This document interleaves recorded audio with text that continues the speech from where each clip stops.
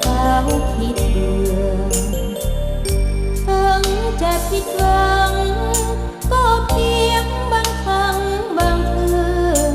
ชีวิตเขายังมีเหลือเพื่อสู้กับโลกต่อไป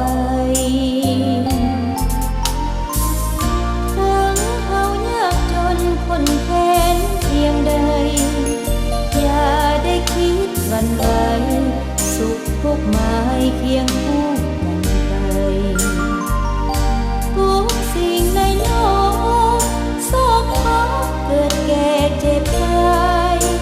เวลาเป็นกำลังใจฝากความหวังไว้กับโศกชะตา